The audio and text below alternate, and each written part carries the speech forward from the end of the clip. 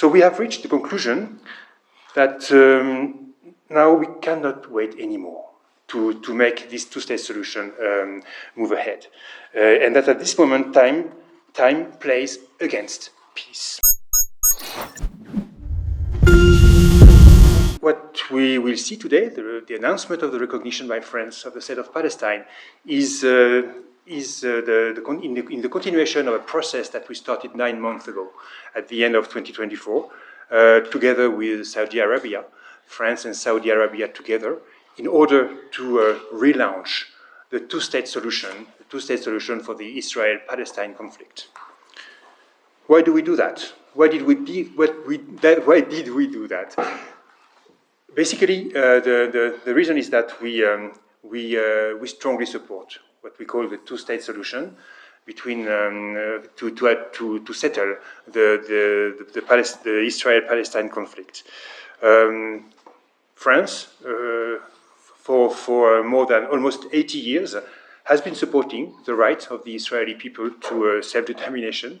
We've been supporting Israel from the very beginning to have a land, the Israeli people to have a land, to have a state. And whenever the right to exist of Israel has been threatened, we have been standing together with the people of Israel to defend this right of self-determination.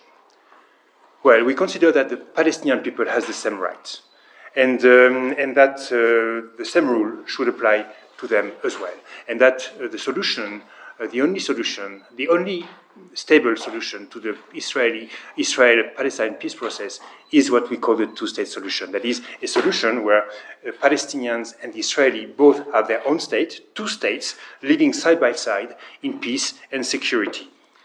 That has been our position since 1967, and it has been reiterated by all the French presidents since then, including, of course, our current president, President Emmanuel Macron. Well, let's face it, today, this two-state solution is under threat. It is gravely threatened by a number of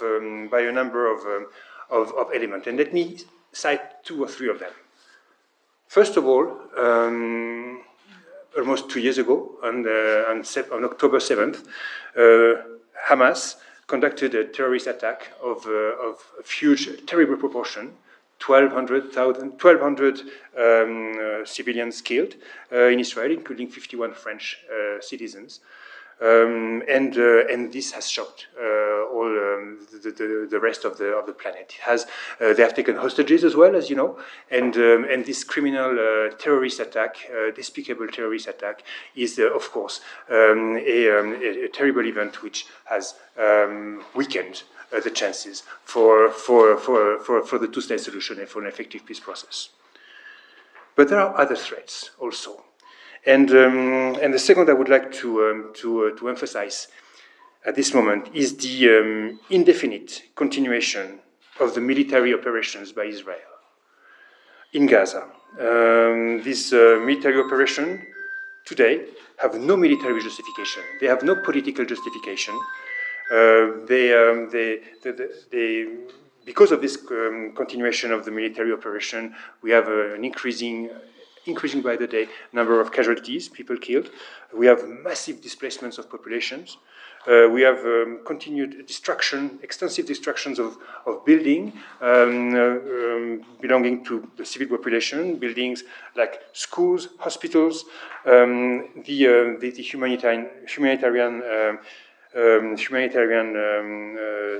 activities also are gravely impeded. There is a blockade, and which has led to a situation of starvation in Gaza. This clearly also is a serious, very grave threat to the two-state solution. It pushes us away from the two-state solution. And I would simply add another threat also that we need to keep in mind. It is not something new, but let's face it, it's the acceleration of the construction of settlements in the West Bank, undergone by extremist settlers, with the complicity of the Israeli authorities, is also something which puts a serious threat on the chances for the two-state solution to work. So we have reached the conclusion that now we cannot wait anymore to make this two-state solution move ahead. And that at this moment, time plays against peace. We are in a context of endless war, of humanitarian disaster in Gaza, and in a context where we have an accumulation of fait accompli. In that context, it seemed pretty obvious for us that in this context, the decision to recognize the State of Palestine was both a moral and political imperative. And that's what we are going to do tonight in a few hours together with 10 other countries. I'll come back to that. What I want to say at this point is that what we are going to do tonight by recognizing the State of Palestine is not an ending. Quite the contrary, it's actually the beginning of a process. But the process started already, as I said, a few months ago, and what I would like to do is maybe to share with you some elements of what led us here. In fact, our intention was to reopen diplomatic channels for the two-state solution. And a solution two-state solution, the only solution, as I said, that will allow the Israelis and the Palestinians to meet their legitimate aspirations. What we believe now is that, of course, the first necessity when it comes to a situation in Gaza and between Palestine and between Israel and Palestine, first necessity, of course, is a ceasefire, an immediate ceasefire, together with the liberation of the hostages held by Hamas and a massive entry of humanitarian assistance in Gaza. Egypt, Qatar, and the United States are working on that, and we support their efforts towards an immediate cessation of fire and an end in the war. But we consider that it is not enough, and that we have to think of the day after.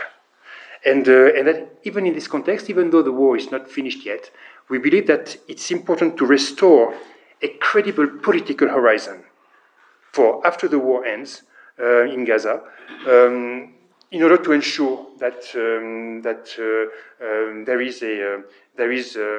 everything is in place for the day after, let's say, because that's the only way to ensure security for the Palestinians, for the Israeli, and I would say to ensure possibility of regional stability. So it is. That's the reason why, as I said, 9 months ago, France and the Kingdom of Saudi Arabia decided to start a process in order to prepare ourselves for the day after the cessation of hostilities, for the day after the war. We discussed with the Palestinian Authority, Mahmoud Abbas, and who made a number of commitments regarding the reforms that he intends to implement within the Palestinian Authority, and also regarding the role of the Palestinian Authority for the day after the war. All that in order to relaunch the two-state solution, as I said.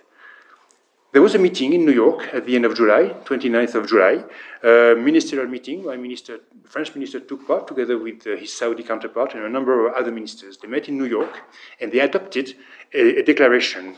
You have it with you. It's the declaration which is called, we find the exact wording, the New York Declaration on the peaceful settlement of the question of Palestine and the implementation of the two-state solutions. This is the program, the work on which this is the basis on which we are working. This New York Declaration on the two-state solution was endorsed 10 days ago by 142 countries. There was a vote at the General Assembly of the United Nations, and 142 countries supported this text. So this text was adopted and is part of decisions of the General Assembly of the United Nations. Among these 142 states which supported that resolution, you have 4 out of the 5 permanent members of the Security Council. You have 6 out of the 7 members of the G7. So it was massively supported and, as I said, adopted as a decision of the General Assembly. What does this declaration say? It passes a number of messages. I will stick to 4 of them. First message of the New York Declaration is that the war must end. It must end immediately. It must end now, and that includes unconditional release for the hostages. That includes the withdrawal of the Israeli forces from Gaza.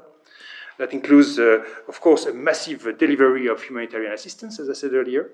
But also that includes also messages of condemnation of any form of occupation, siege, territorial annexation, or forced displacement.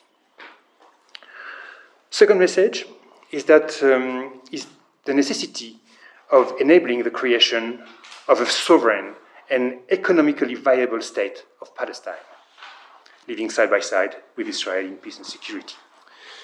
For that, what this New York Declaration says is that the Palestinian Authority should take the lead in the governance of Palestine, including Gaza. The text says also that Hamas has to be demilitarized and that Hamas should be excluded from any form of governance in Gaza. And the text and the declaration also puts the principle of stabilization mission for Gaza under the auspices of the United Nations. Third message is the necessity of preserving the two-state solution, of course, as I said, and preserving the necessity of the two-state solution against unilateral measures.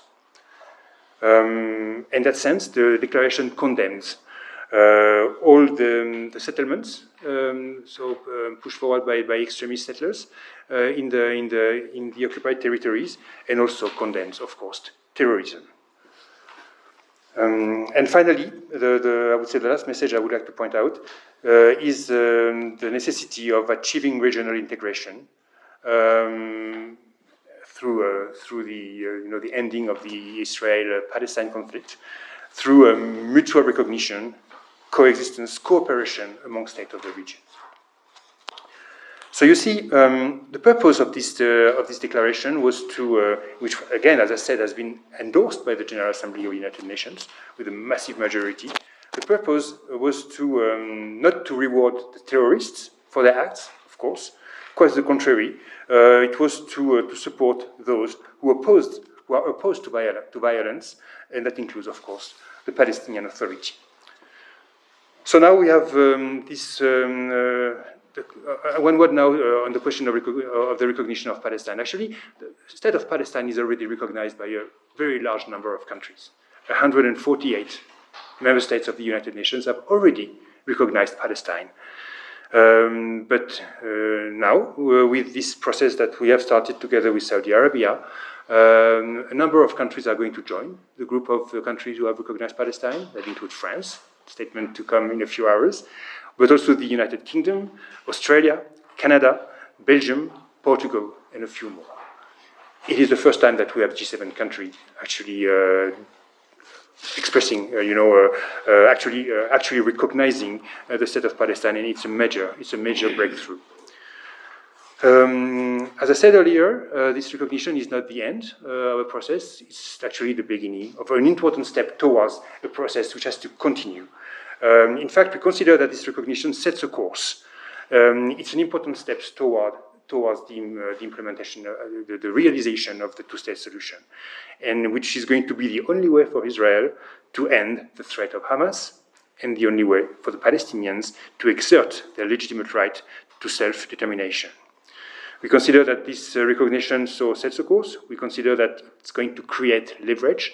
We consider that it's going to provide a horizon which will oblige all stakeholders to take action for peace.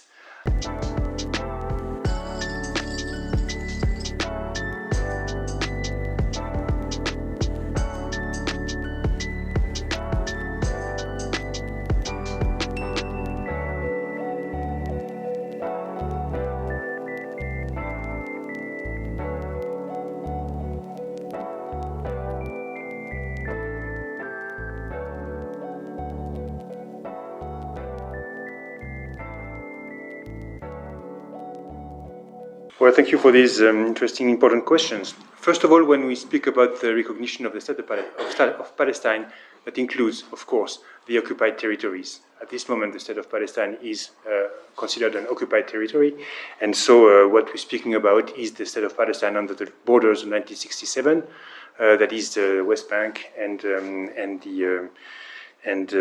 Gaza, well, the border of 1967.